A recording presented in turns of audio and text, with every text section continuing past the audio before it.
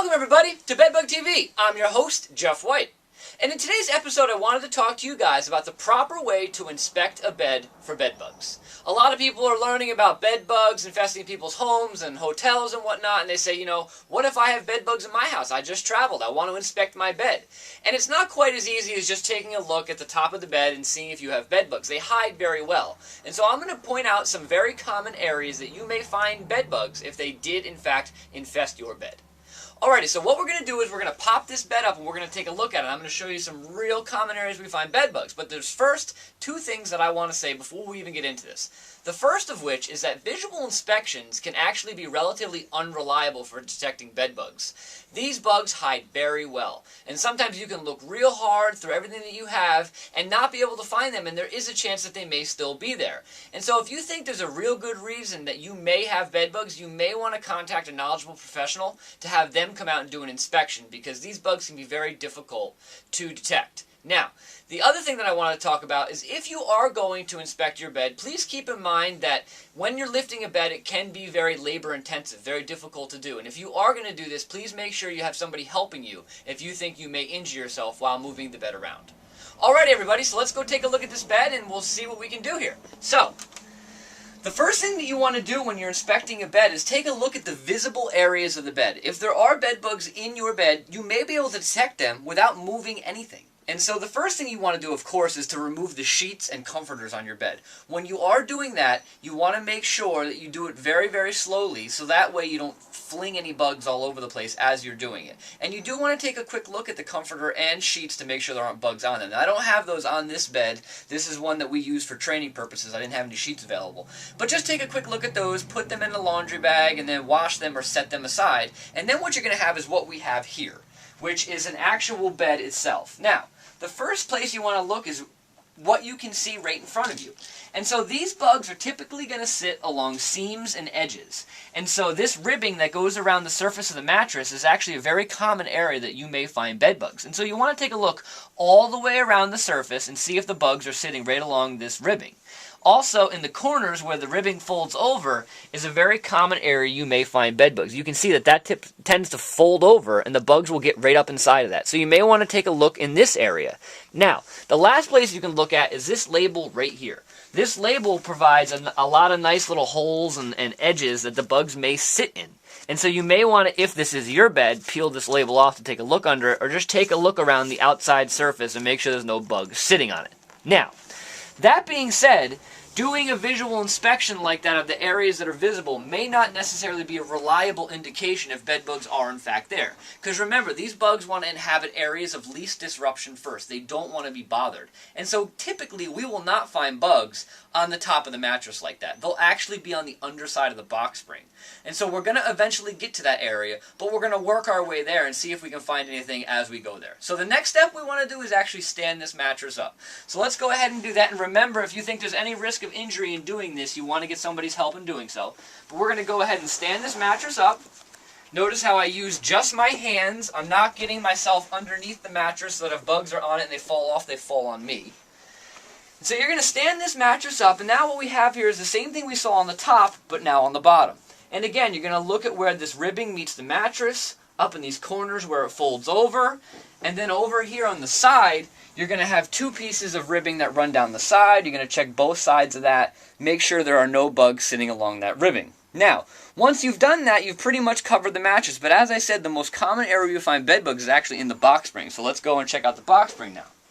Now, again, you have that same ribbing we've talked about twice now, so I'm not going to be redundant and say the same thing over again. But again, you want to take a look at this ribbing, make sure there's no bugs on either side of it. And again, you're going to have the corners all the way down here. The bugs may be sitting in that. You want to take a look at that. The real good area that we want to look for bed bugs is on the underside of this box spring. So again, let's go ahead and stand this up. And again, you can see I'm working away from the bed as much as I can. And now we're going to stand this up. And now you can see this is like bed bug heaven in here. You've got tons of good places for bed bugs to hide. And this is an area that you hardly ever see. Before I started doing this, I could probably count the number of times on one hand that I saw the bottom of my box spring. When do you see the bottom of your box spring? When you're moving, or that's pretty much it. And so we're going to take a look at this, and you can see that you have this dust cloth on the outside of it. And where these bugs will typically sit is where this dust cloth is actually stapled right into the framework of the box spring. You can see here there was a staple that was already pulled away that the bugs will actually sit right on that staple.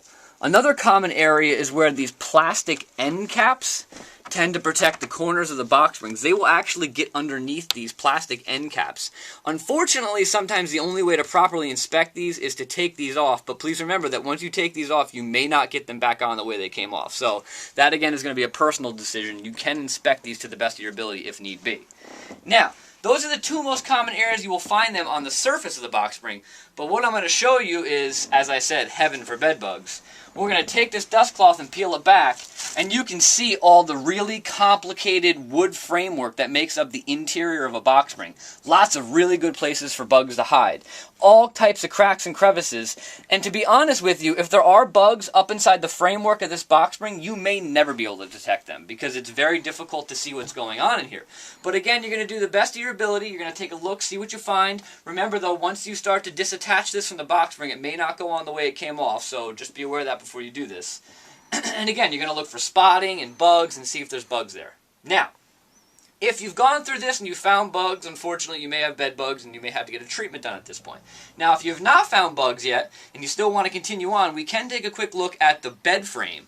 But again, the bed frame, especially these traditional metal bed frames, don't typically have bugs on them.